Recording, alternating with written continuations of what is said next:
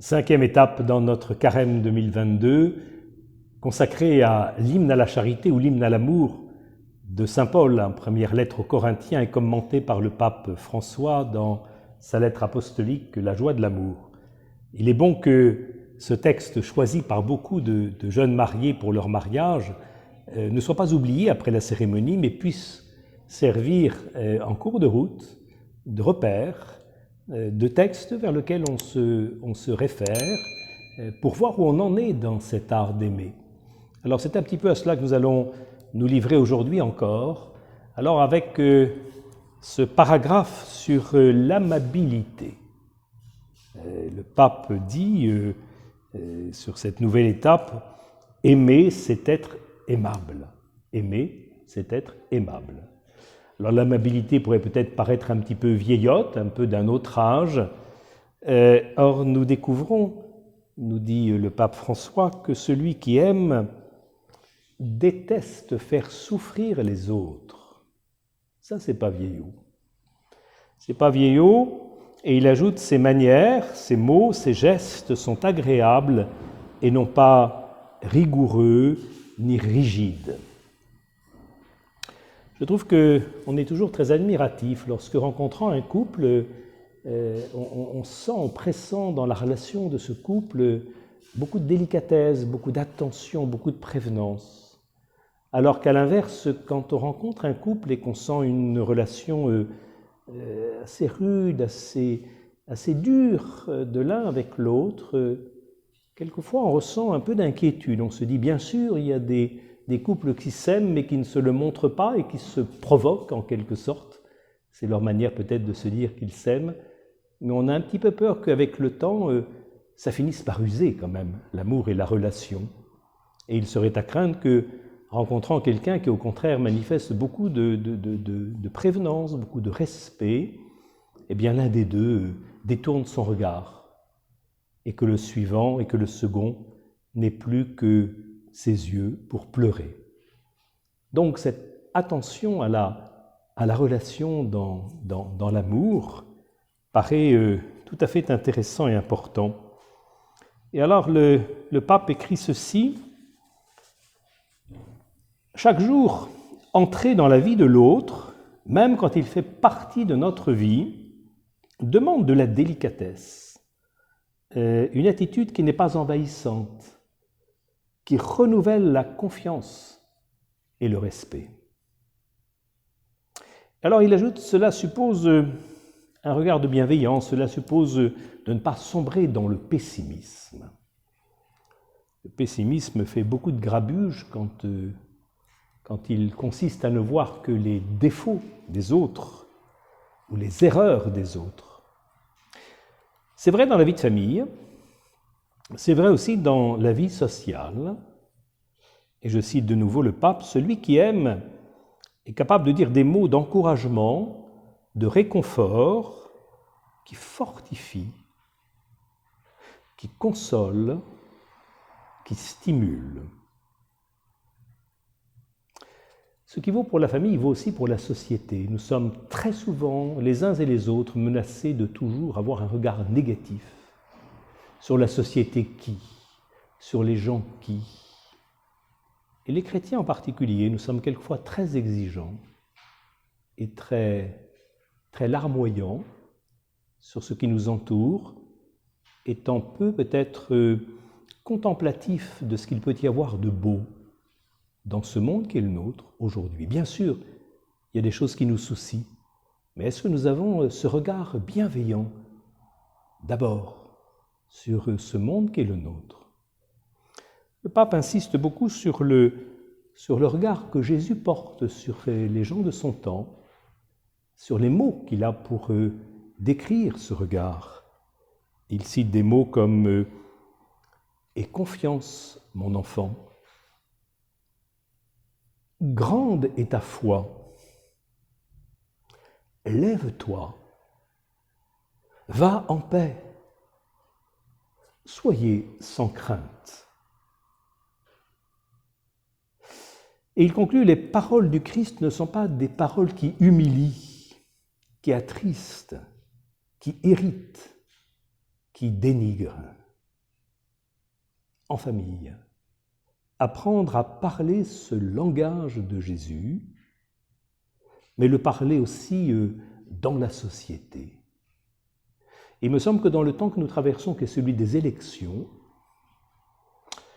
ça suppose d'avoir une attention extrêmement importante pour voir de la manière dont on parle des autres. Réentendre ces mots, si nous voulons être des témoins du Christ, servir sa présence dans le monde, le révéler, réentendre ces mots du Christ qui ne sont pas des paroles qui humilient, qui attristent, qui irritent, qui dénigrent.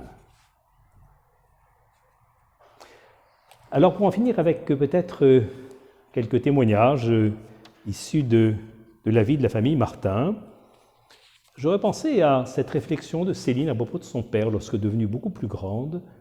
Elle disait, lorsque papa nous confie une responsabilité, une mission, une chose à opérer, même si il n'est pas tout à fait en accord peut-être avec la manière dont nous l'avons menée, en général, il se garde de nous le trop dire pour ne pas nous décourager dans ces responsabilités qu'il nous confie. Quelqu'un comme Zélie est d'un tempérament peut-être plus direct, plus rentre-dedans. Et alors elle a ces mots que je trouve très très beaux à propos d'une de ses, non pas encore amie, mais elle deviendra d'une personne d'Alençon, dont le comportement, lors d'un souci de son frère Isidore, a révélé la très grande bonté de cette dame. Zélie dit « J'avais sur elle un regard plutôt négatif ». Et voilà que grâce à ce qui s'est passé dans cet événement qui te concerne, je découvre toute une dimension que je n'avais pas perçue chez cette femme. Et elle dit « Moi qui ai eu tendance un peu à être critique à son sujet, je mets les bouchées doubles pour rattraper tout le bien que je n'ai pas encore dit de cette personne et que maintenant j'apprécie. » Autre petit trait, lorsque Louis se rend voir sa petite Thérèse en nourrice, chez la nourrice donc à Semalé, lorsque son épouse n'en a pas le temps parce que des commandes de dentelle la retiennent et que lui prend souvent le relais pour rendre cette visite, on se souvient peut-être de cette réflexion d'un berger, un homme sans instruction, mais sans doute plein d'une sagesse que la vie lui avait inspirée et qui aimait beaucoup rencontrer M. Martin sur sa route, qui lui s'arrêtait pour parler avec M. Boisbenet, c'était le nom de ce berger. Et ce berger disait « Ça fait du bien de rencontrer M. Martin ». Voilà, ce regard de bienveillance sur ceux qui nous entourent. On pourrait trouver bien d'autres exemples, et l'un en particulier qui concerne de près la famille Martin, c'est évidemment la relation difficile qui risquait de devenir souvent tendue avec Léonie, qui faisait toujours l'inverse de ce qu'on lui proposait, qui disait non quand on lui proposait le oui et oui quand on lui proposait le non. Et alors, le risque dans ces cas-là, hein, c'est la rudesse, c'est la brutalité. Et Zélie écrit, quand elle a découvert que Louise Marais, l'employée de la maison, avait tendance à prendre cette brutalité comme réponse au comportement de Léonie, elle disait « La brutalité n'a jamais converti personne. Elle fait seulement des esclaves. » C'est à cela qu'est arrivée cette pauvre enfant, dans la manière d'avoir été trop brutalement traitée par Louise Marais. Voilà, qui a compris d'ailleurs qu'elle pouvait changer elle-même dans sa manière d'être avec Léonie. Voilà, l'amabilité qui est cette manière d'aimer en veillant à l'autre, à ce que nos paroles construisent, au contraire fragilisent ou détruisent. Il en va de la construction réciproque dans la relation d'amour. J'aurais pensé pour finir à cette prière bien connue, bien sûr, de Saint François d'Assise. J'en prendrai plutôt la fin, mais nous nous souvenons le début de cette prière. Seigneur, fais de moi un instrument de ta paix. Là où est la haine, que je mette l'amour. Là où est l'offense, que je mette le pardon. Là où est la discorde, que je mette l'union. La prière se poursuit pour arriver à ces mots. Ô Seigneur, que je ne cherche pas tant d'être consolé qu'à consoler, à être compris qu'à comprendre, à être aimé qu'à aimer. Car c'est en donnant qu'on reçoit, c'est en s'oubliant qu'on se trouve, c'est en pardonnant qu'on est pardonné. Et ceci à quelques jours de Pâques qui approchent, c'est en mourant qu'on ressuscite à l'éternelle vie. François d'Assise.